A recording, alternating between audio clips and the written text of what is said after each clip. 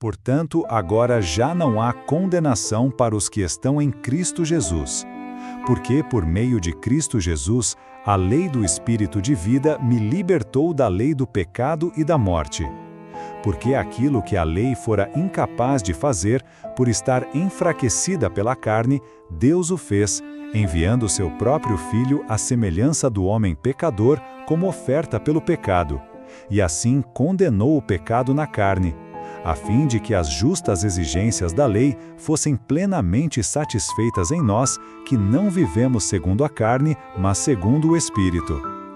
Quem vive segundo a carne tem a mente voltada para o que a carne deseja, mas quem vive de acordo com o Espírito tem a mente voltada para o que o Espírito deseja. A mentalidade da carne é morte, mas a mentalidade do Espírito é vida e paz. A mentalidade da carne é inimiga de Deus, porque não se submete à lei de Deus, nem pode fazê-lo. Quem é dominado pela carne não pode agradar a Deus. Entretanto, vocês não estão sob o domínio da carne, mas dos Espírito. Se de fato o Espírito de Deus habita em vocês. E se alguém não tem o Espírito de Cristo, não pertence a Cristo. Mas se Cristo está em vocês, o corpo está morto por causa do pecado, mas o Espírito está vivo por causa da justiça. E se o Espírito daquele que ressuscitou Jesus dentre os mortos habita em vocês, aquele que ressuscitou a Cristo dentre os mortos também dará vida a seus corpos mortais por meio do seu Espírito que habita em vocês. Portanto, irmãos, estamos em dívida, não para com a carne, para vivermos sujeitos a ela. Pois se vocês viverem de acordo com a carne, morrerão. Mas se pelo Espírito fizerem morrer os atos do corpo, viverão. Porque todos os que são guiados pelo Espírito de Deus são filhos de Deus. Pois vocês não receberam um espírito que os escravize para novamente temerem, mas receberam o Espírito que os adota como filhos, por meio do qual clamamos Abba, Pai. O próprio Espírito testemunha ao nosso espírito que somos filhos de Deus. Se somos filhos, então somos herdeiros, herdeiros de Deus e co-herdeiros com Cristo, se de fato participamos dos seus sofrimentos, para que também participemos da sua glória. Considero que os nossos sofrimentos atuais não podem ser comparados com a glória que em nós será revelada.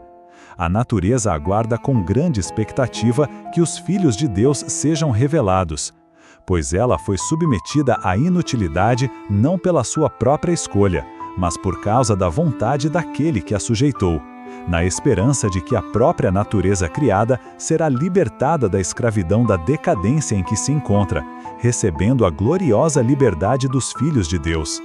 Sabemos que toda a natureza criada geme até agora como em dores de parto, e não só isso, mas nós mesmos que temos os primeiros frutos do Espírito, gememos interiormente, esperando ansiosamente nossa adoção, a redenção do nosso corpo. Pois nessa esperança fomos salvos. Mas esperança que se vê não é esperança. Quem espera por aquilo que está vendo? Mas se esperamos o que ainda não vemos, aguardamos pacientemente. Da mesma forma, o Espírito nos ajuda em nossa fraqueza, pois não sabemos como orar, mas o próprio Espírito intercede por nós com gemidos inexprimíveis. E aquele que sonda os corações conhece a intenção do Espírito, porque o Espírito intercede pelos santos de acordo com a vontade de Deus. Sabemos que Deus age em todas as coisas para o bem daqueles que o amam, dos que foram chamados de acordo com seu propósito. Pois aqueles que de antemão conheceu, também os predestinou para serem conformes à imagem de seu Filho, a fim de que ele seja o primogênito entre muitos irmãos.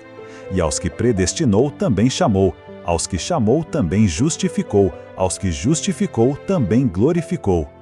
Pois diante dessas coisas, se Deus é por nós, quem será contra nós? Aquele que não poupou seu próprio Filho, mas o entregou por todos nós, como não nos dará juntamente com ele e de graça todas as coisas? Quem fará alguma acusação contra os escolhidos de Deus? É Deus quem os justifica. Quem os condenará?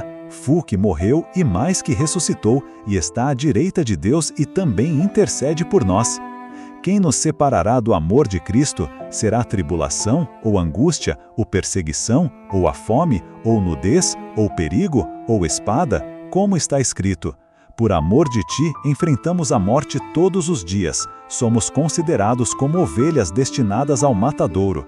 Mas em todas estas coisas, somos mais que vencedores por meio daquele que nos amou.